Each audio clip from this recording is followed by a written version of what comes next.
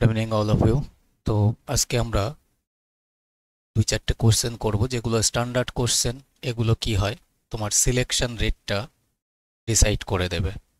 মানে চাকরির পরীক্ষার অঙ্ক আলাদা, সিলেকশন টাইপের অঙ্ক আলাদা। যেগুলো 25টা 30টা অঙ্কের মধ্যে দুই চারটে মডারেট কোশ্চেন বা স্ট্যান্ডার্ড কোশ্চেন থাকে, জেনারেলি সেই কোশ্চেনগুলো আমরা ওই সিচুয়েশনে দাঁড়িয়ে করে উঠতে পারছি কিনা তার আগের থেকে যে হ্যাবিটটা আমাদের তৈরি করতে হয় সেই টাইপের কোশ্চেন। ঠিক আছে, এই নয় যে তোমরা বাড়ির বাইরে যখন বা বাড়িতে প্র্যাকটিস করছো কোনো একটা একটু একটু কঠিন প্রশ্ন হলো সেগুলো আমরা স্কিপ করব। তো সেই মানসিকতাটা দূর রাখতে হবে। হ্যাঁ, কিছু এমন কোশ্চেন আছে, জেনারেল কম্পিটিশন ফিল্ডের কোশ্চেন আলাদা, ব্যাংকিংয়ের সেক্টরের কোশ্চেন আলাদা। তো ব্যাংকিংয়ের কোশ্চেনের ধরনের দূর দূর পর্যন্ত আমাদের যোগাযোগ নেই। ওকে, তো আমরা দেখি ফার্স্ট কোশ্চেনটা। পরপর যে কটা কোশ্চেন করব দেখি একটু একটু টাইমের মধ্যে, যদিও সন্ধে হয়ে যাবে ক্লাসটা প্রোভাইড হতে হতে, কেন কি এখন বাজে 2:45। ওকে,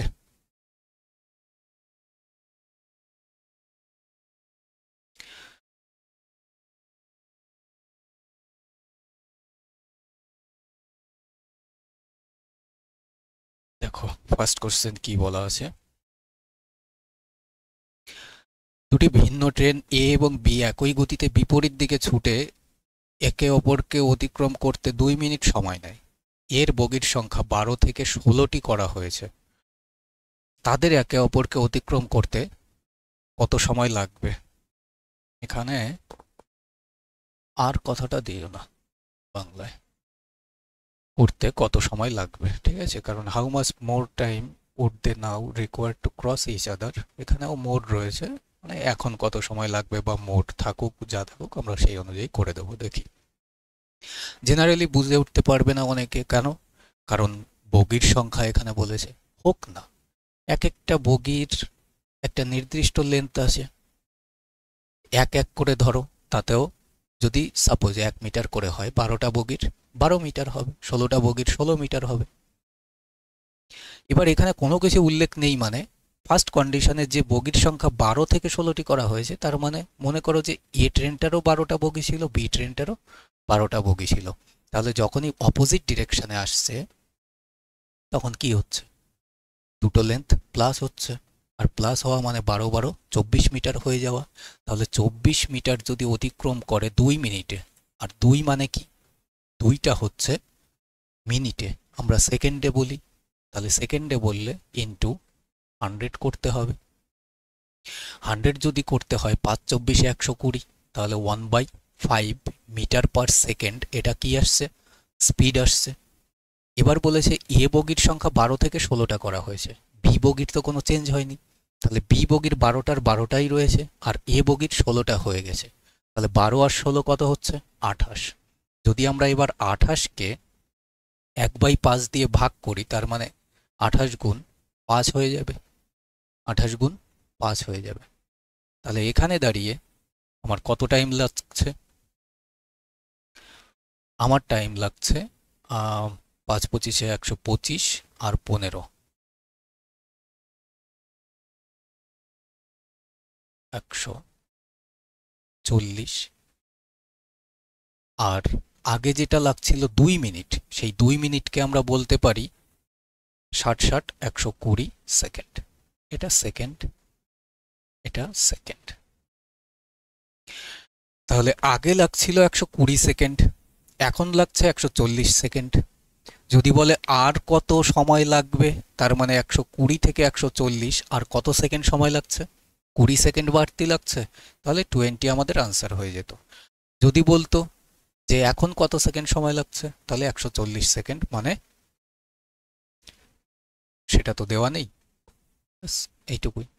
ওকে, আর কত সময় লাগবে মানে এটা করে দেবো 20 সেকেন্ড সময় লাগবে, যদিও এখানে সেকেন্ড কথাটা উল্লেখ নেই টাইপে, কোনো ইস্যু নেই। ওকে, নেক্সট কোশ্চেনে আসি।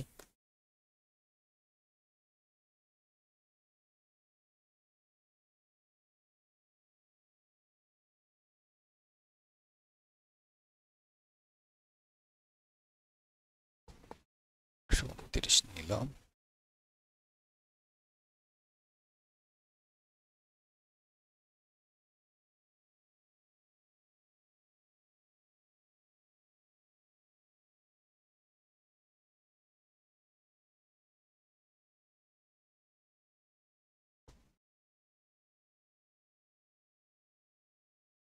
প্রত্যেকটা কোশ্চেনই একটু এক্সেপশন টাইপের কোশ্চেন। পড়ো। ট্রেন এ 450 কিলোমিটার দূরত্ব অতিক্রম করতে ট্রেন বি এর থেকে 45 মিনিট বেশি সময় নেয়। ইঞ্জিনের সমস্যার কারণে বি এর গতি 1/4 কমে যায়, তাই যাত্রা সম্পন্ন করতে ট্রেন এ এর থেকে 30 মিনিট বেশি সময় নেয়। এর ট্রেনের গতি কিমি পার ঘন্টায় কত? পজ করে একটু ট্রাই করো, ঠিক আছে? তো এর বহু আগে 2-1 বছর 3 বছর আগে 4 বছর আগে হয়তো খেয়াল নেই এক্সাক্ট, ফ্রি ক্লাসেই সলিউশন করেছি এই জাতীয় কোশ্চেন, কিন্তু এটা ল্যাঙ্গুয়েজ কিছুটা চেঞ্জ। তো মেইনলি ব্যাপার হচ্ছে কনসেপ্টটা ফিক্সডই থাকে, ল্যাঙ্গুয়েজটা ওলটপালট হয়। তোমার যত লেট হবে সিলেকশন নিতে, তত নিউ নিউ ল্যাঙ্গুয়েজ বেসড তোমার ফেস করতে হবে। বি ট্রেন থেকে এ ট্রেনটা ফার্স্ট কন্ডিশনে কি করছিল? 45 মিনিট বেশি সময় নিচ্ছিল। এখন বি ট্রেনটা কি করেছে? এর 1/4 স্পিড কমিয়ে দিয়েছে, অর্থাৎ ওল্ডে যেটা স্পিড ছিল আর এখন যেটা স্পিড চেঞ্জ হয়েছে। স্পিড যদি ওল্ডে 4 থাকে, এখন সেটা 3 হয়ে গেছে। তাহলে টাইম কি হবে? যেহেতু ডিস্টেন্সটা কনস্ট্যান্ট, অর্থাৎ একই ডিস্টেন্সটা কভার করছে, 3 থেকে 4 হয়ে গেল। যার ফলে কি করছে? এ ট্রেনটা থেকে বি ট্রেনটা এখন 30 মিনিট সময় বেশি নিচ্ছে। আমরা একটু ঘুরিয়ে বলতে পারি, কি বলতে পারি? যে এ ট্রেনটা বি ট্রেনটার থেকে 30 মিনিট সময় কম নিচ্ছে। জাস্ট এইটাকে রিভার্স করে বলছি, এ ট্রেনটা এখন বি ট্রেনটা থেকে 30 মিনিট সময় কম নিচ্ছে। তাহলে বি ট্রেন থেকে এখন এ ট্রেন 30 মিনিট সময় কম নিচ্ছে। এবার এখানে দাঁড়িয়ে একটু ফলো আপ করো, অবজারভেশন দরকার। এখন এ ট্রেনটা আগে নিচ্ছিল, ধরো এটা নিউট্রাল, এ ট্রেনটা আগে নিচ্ছিল 45 মিনিট বেশি, এখন নিচ্ছে 30 মিনিট কম। তাহলে এ ট্রেনটা এখান থেকে সেই ওই 45 মিনিট বেশি পর্যন্ত টাইমের যে ডিফারেন্সটা, সেটা কতটা হয়ে যাচ্ছে? 45, 30, 75 মিনিটের।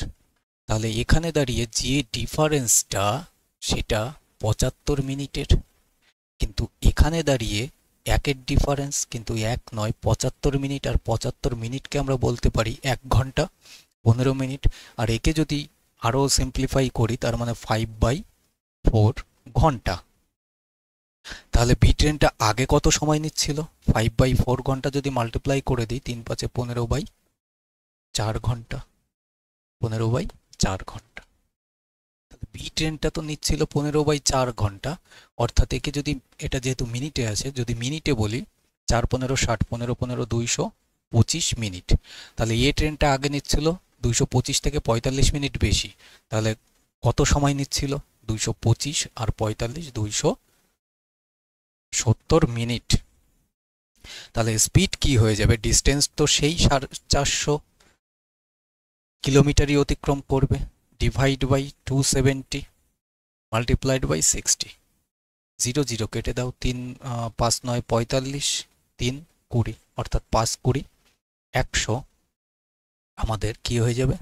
আনসার হয়ে যাবে 100 কিমি পার ঘন্টাতে। একটা স্ক্রিনশট চাইলে নিয়ে নিতে পারো, যেটা আমি প্রেফার করি না। কি করতে পারো খুব বেশি হলে? নোট খাতায় নোট করতে পারো, সেটা সব থেকে বেশি ভালো হবে। এক্সামের আগে একবার রিভিশন বা চোখ বুলিয়ে নিতে পারবে। নেক্সট।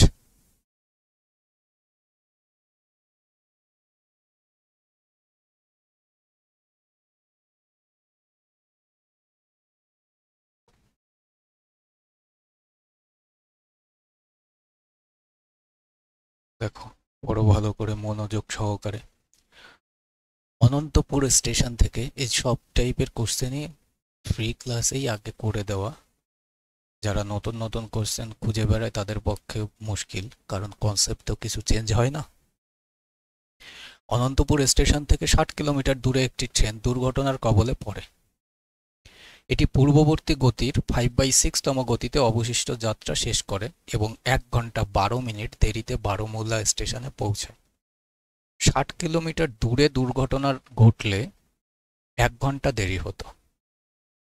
দুটো কন্ডিশন বের করতে হবে। ট্রেনের স্বাভাবিক গতি কত ছিল, অনন্তপুর ও বারমুলার মধ্যে দূরত্ব কত। তো জেনারেলি যেটা হয়, তুমি ভাবো ট্রেনটা এই 60 কিলোমিটার দূরে এখানে অ্যাক্সিডেন্টটা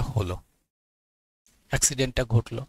তারপরে কি হয়েছে, এটা অনন্তপুর থেকে, তো হ্যাঁ, অনন্তপুর থেকে চললো, বারমুলাতে পৌঁছালো, বিতে পৌঁছালো। কিন্তু কি হয়েছে, স্পিডটা তার যদি আগে 6 থাকে এখন 5 হয়ে গেছে। ওকে। আর সেকেন্ড যেটা কন্ডিশন, যার ফলে কি হয়েছে, 1 ঘন্টা 12 মিনিট লেট হয়েছে।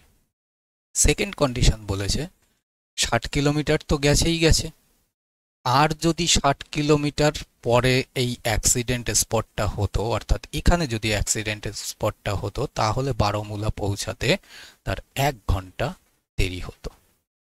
এবার মূল যে কন্ডিশনটা, যেখানেই অ্যাক্সিডেন্ট হোক না কেন, অ্যাক্সিডেন্ট হওয়ার পরেই তার গতিবেগ কি হয়েছে, 5/6 হয়ে যাচ্ছে, অর্থাৎ 6 থেকে 5 হয়ে যাচ্ছে। এখানে কনসেপচুয়ালি একটা কন্ডিশন ভাবো, এখান থেকে এখানে যে স্পিডে যাচ্ছিল, এখান থেকে এখানেও সেই একই স্পিডে গেছে।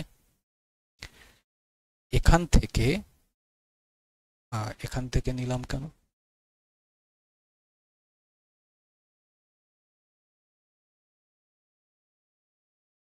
অ্যাক্সিডেন্ট স্পট এটা 60 ছিল, তাই তো? তাহলে অ্যাক্সিডেন্টটা এখানে হয়েছে, অর্থাৎ এখান থেকে এখানে যে স্পিডে গেছে, এখান থেকে এখানেও সেই একই স্পিডে গেছে। যেখানেই অ্যাক্সিডেন্ট হচ্ছে তারপরে যে স্পিডটা সেটা কনস্ট্যান্ট হয়ে যাচ্ছে, অর্থাৎ এখানে 1 ঘন্টা, এখানে 1 ঘন্টা 12 মিনিট। তাহলে এই দুটো টাইমের মধ্যে যে টাইম ডিফারেন্সটা সেটা কত, 12 মিনিটের। 12 মিনিটের। এবার এই দুটো ইকুয়েশনকে আমরা একটা জায়গায় ফিক্সড করে দিতে পারি। দুটো কন্ডিশন বুঝে গেছো? দেখো, এখানে ফার্স্ট কন্ডিশনে 60 কিলোমিটার পরে অ্যাক্সিডেন্টটা ঘটেছিল, কিন্তু সেকেন্ড কন্ডিশনে আরও 60 কিলোমিটার পরে অ্যাক্সিডেন্টটা ঘটেছে, যার ফলে এই যে বারমুলা পৌঁছেছে অনন্তপুর স্টেশন থেকে। তাহলে এখান থেকে এখানে যে স্পিডটা, এখান থেকে এখানেও সেই একই স্পিডটা হয়েছে, অর্থাৎ 6 থেকে 5 হচ্ছে। তাহলে স্পিডের রিভার্স রেশিও কি হবে, টাইম, অর্থাৎ 5:6 হয়ে যাবে। তাহলে ডিফারেন্স কত দুটো সময়ের মধ্যে, এক, কিন্তু আসলে তো 12 নয়, 12 গুণ। তাহলে এখানে যদি 12 গুণ করে দাও, অর্থাৎ 60 মিনিট, 60 মিনিটকে বলতে পারি 1 ঘন্টা।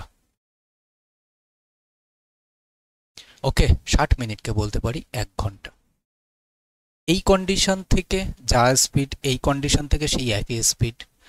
এই দুটো কন্ডিশনের, এই পুরোটা আর এখান থেকে এইটুকু, দুটো কন্ডিশনের মধ্যে যে ডিস্টেন্সের গ্যাপটা সেটা কত হচ্ছে, 60 কিলোমিটারের হচ্ছে।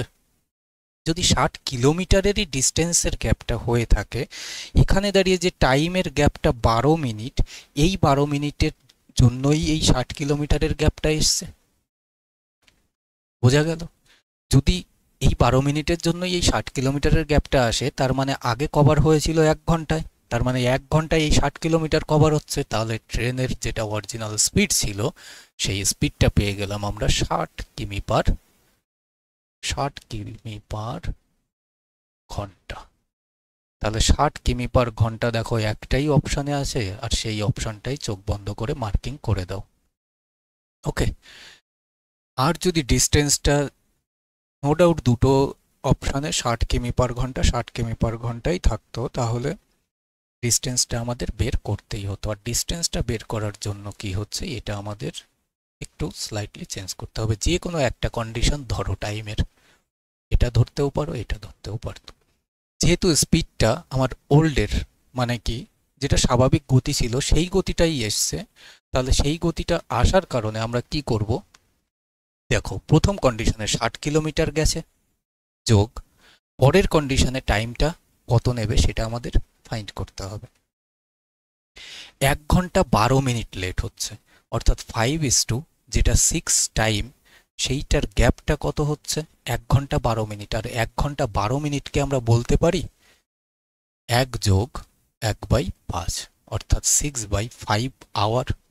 তাহলে এখানে দাঁড়িয়ে টাইমটা কত নিয়েছিল? 6 ঘন্টা। তাহলে 6 ঘন্টায় যদি আর এই 60 কিলোমিটার গতিবেগে চলে, তাহলে 6 আর 1 7, 6 7 42, 420 কিলোমিটার ডিস্টেন্স অনন্তপুর থেকে বারোমুলার। ওকে, তাহলে এই দুটো কন্ডিশনই বললাম, যে কোনো একটা কন্ডিশন তোমরা ধরবে। যদি এই সেকেন্ডের টাইমের কন্ডিশন ভাবো, এই 1 ঘন্টার গ্যাপটা ভাববে, ভাবার পরে কি স্পিডটা আলাদা আবার তখন বের করে নিতে হবে। ঠিক আছে, যেহেতু আমরা ওল্ড স্পিডটা করে নিয়েছি। নেক্সট কোশ্চেনে আসি।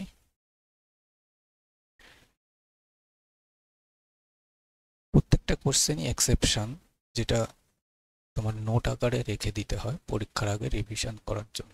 দেখো, জাতীয় কোশ্চেন পেইড কোর্সে গ্রুপেও মানে পেইড কোর্সে করানো হয়েছে, আর অফলাইনে তো চলেই। দেখা যাচ্ছে একটু বড় করে, প্রথমে ফার্স্ট একটু বড় করে দিই।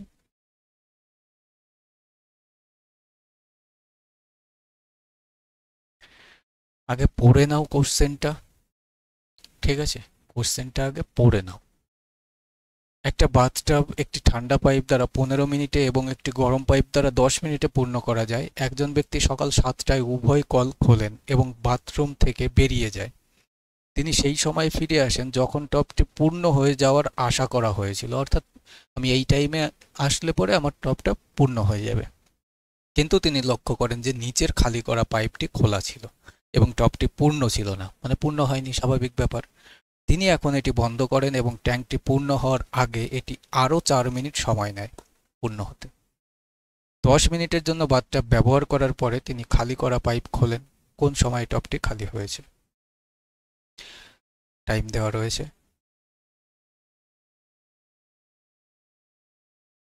সেই টাইম অনুযায়ী আমাদের টাইমটা বের করতে হবে। এবার ট্রাই করতে পারো? তো জেনারেলি আমরা কোর্সেও বা এর আগেও করিয়েছি, পাইপ অ্যান্ড সিস্টেম চ্যাপ্টারেই বোধহয়, প্লেলিস্টে গেলে পরেও দেখতে পাবে এই জাতীয় কোশ্চেন বোধহয় ফ্রি ক্লাসেও করানো আছে। যে টাইমের কেসটা তখন বলা ছিল না, শুধুমাত্র বলা ছিল যে তাহলে খালি করা পাইপটা দিয়ে ট্যাঙ্কটা কত সময়ে খালি হবে, শুধু এইটুকু। কিন্তু এখানে টাইমের ক্যালকুলেশনটা দিয়েছে, বহু ছেলে মেয়ে একটু মিস করবে কারণ টাইমের ক্যালকুলেশনটা। ঠিক আছে, তো এগুলো এক্সেপশন, পরীক্ষায় আসা প্রশ্ন এটা রিসেন্টকার। তো আমরা কি করতে পারি? পাইপটা প্রথমে 15 মিনিটে পূর্ণ হচ্ছিল, পরে 10 মিনিটে পূর্ণ হচ্ছিল। দেখো তো, 15 আর 10-এর এলসিএম তো 30ই পাবে, তাহলে 15 দুয়ে 30, 3 10-এ 30।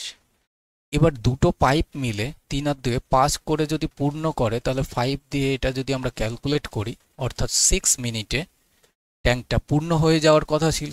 অর্থাৎ যে লোকটা সে কি করেছে, 6 মানে ট্যাঙ্ক দুটো পাইপ দুটো চালানোর পরে 6 মিনিট পরেই এসছে যে বাথটাবটা পূর্ণ হয়ে গেছে, এসে দেখছে যে পূর্ণ হয়নি।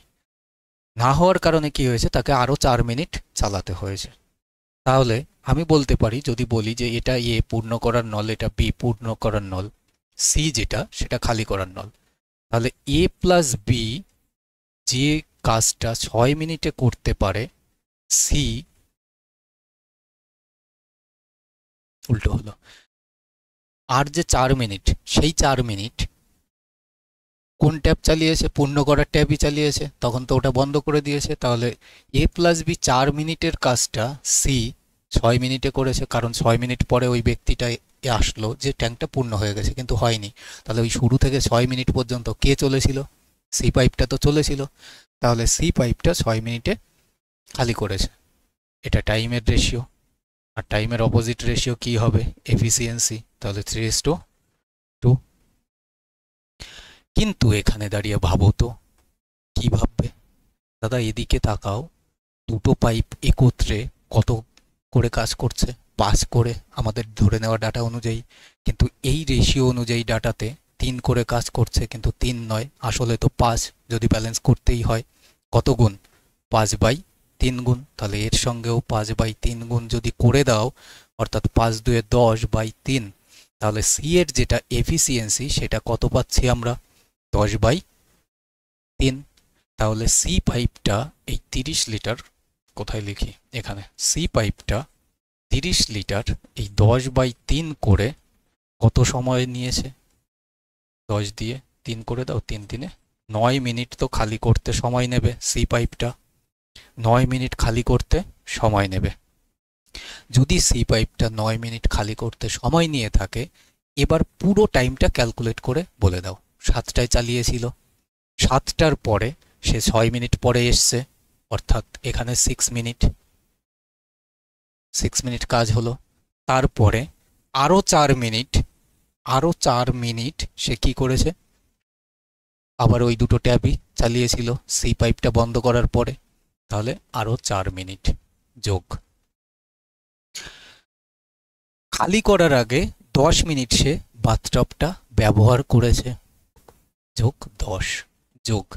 এবার খালি করতে সি পাইপটা কত সময় নিয়েছে? 9 মিনিট। তাহলে 6 4 10, 10 20 আর 9 29 মিনিট পুরো টাইম স্লটটা। কখন থেকে? 7টার পর থেকে।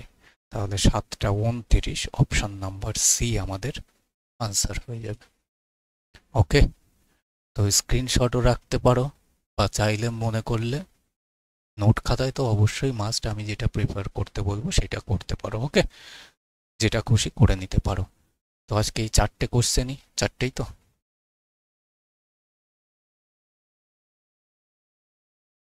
হ্যাঁ, 4টেই কোশ্চেন ছিল। ওই 4টে কোশ্চেন মনে হলো এক্সেপশন একটা ক্লাসের মধ্যেই করে দিই, যদিও বা ক্লাসটি করানোর একটাই লক্ষ্য ছিল, যেটা ওই ট্রেনের স্পিড অ্যাক্সিডেন্টের কোশ্চেনটা গতকালকে 2-3 দিন ধরেই রবিদাস কোশ্চেনটা ট্রাই করার জন্য দিয়েছিলাম ওকে, যে ও নিজের থেকে করুক, কেন কি আগেও করানো হয়েছে ব্যাচে, তো করে উঠতে পারেনি বলেই সেই সাজাটা দিয়েছিলাম। তো সলিউশন করে দিয়েছি, তারপরে এটা মনে হলো ক্লাসটা করে দিই। আর তোমরা যারা মনে করছো যে এক একটা ভ্যাকেন্সি বেরোচ্ছে, কোনো এক দাদার কাছে ফ্রেশভাবে পড়ছো, ওয়েল অ্যান্ড গুড, কিন্তু একটা কথা মনে রেখো, এক একটা রিক্রুটমেন্টে যা না ভ্যাকান্সি, তার থেকে প্রচুর কোচিং ইনস্টিটিউট। এবার সোশ্যাল মিডিয়া ঘাঁটছো, সেখানে দাঁড়িয়ে আরও এই জিনিসগুলো বেশি চলে আসছে, কারণ ধাঁধালো কিছু অ্যাডভার্টাইজ ওই অনলাইনে বলে থাকি, যে ইউটিউব খুলবে, অ্যাড বলে তো লেখাই থাকে, আর ফেসবুক খুলবে, দেখবে ওখানে স্পন্সার্ড বলে লেখা থাকে, তো ওগুলো অ্যাডভার্টাইজ দিচ্ছে। জেনারেলি নিজের থেকে আসছে না, নিজের থেকে কোনো কিছুই আসে না। যেরকম আমাদেরটা নিজের থেকে তোমাদের চোখের সামনে খুব রেয়ার যায়। হ্যাঁ, যেত যদি আমরা রেগুলার বেসিসে তোমাকে আগে 2018-19 সেই টাইমে করিয়েছি রেগুলার বেসিসে বহু ক্লাস, কিন্তু এখন কিছু এক্সেপশন থাকে বহু, সেটা অফলাইন বা কোর্সে ছেলেমেয়েরা জানে। এক্সেপশন কিছু মেথড থাকে, মূল ব্যাপার আমার একটা কনসেপ্ট ইমপ্লিমেন্টেশন করানোটা তোমাদের শেখানো। তো সেই ইমপ্লিমেন্টেশনটা সবাই এক একজন এক এক ডিরেকশনে করাতে পারে, ঠিক আছে?